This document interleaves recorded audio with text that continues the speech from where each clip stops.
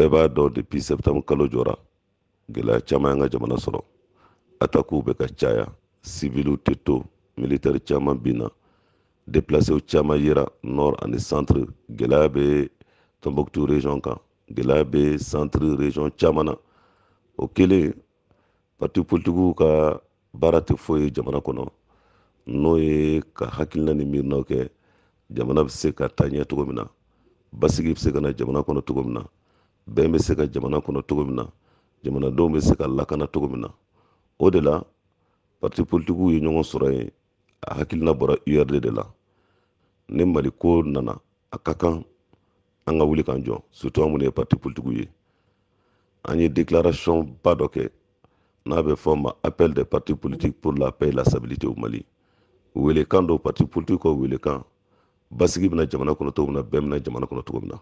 Ayiwa, aw ka nin déclaration kɔfɛ, yala aw ye fɛlɛw sigi sen kan yaasa nɔgɔya bɛ se ka don aw ka laɲiniw na n'o ye lakana sabatili ko ye?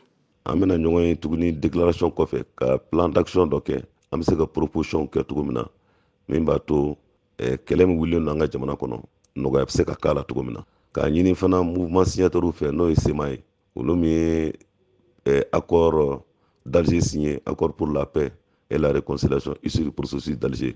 An y'a ye o fana wulila ka marifa ta k'a fɔ k'u sen donna kɛlɛ la. An y'a ɲini u fɛ nimisa foyi tɛ bunadamaden na fo n'i y'i yɛrɛ bila kɛlɛ kɔnɔna na.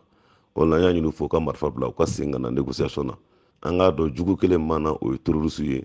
Nin jɛkulu min filɛ k'u fanga fara ɲɔgɔn kan jamana ka basigiko la, yala opposition do wa tali majorité do? Opposition ko t'a la, majorité ko t'a la, ni ɲɔgɔn ye kɛra appel patriotique de, ni ɲɔgɔn ye kɛra fasoko de.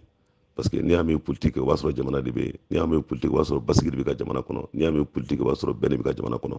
Donc an y'o de ye parti caman tun bɛ yen minnu ma se ka na fana k'a f'u ye k'a fɔ liste dayɛlɛlen don hali bi URD siège la, u bɛ se ka tɛmɛ ka taa signer an ka fara ɲɔgɔn kan parti politique, société civile, autorité an bɛɛ de ka fara parce que nin ye Maliko de. An ye min fana condamné, an y'a ye ni attaques bɛɛ kɛra organisation sous-régionale minnu bɛ yen, CEDEAO, Union africaine, Union européenne, Nations unies a si ma condamnation kɛ, an ma se k'o faamuya. Nka bamananw ko ne bolo funna a bɛ d'a tigi de kɔrɔ. O la maliyɛnw an ka wuli k'an jɔ sango ni waati sera an ka fara ɲɔgɔn kan pour que an bɛ se ka Mali bɔ gɛlɛya kɔnɔna na.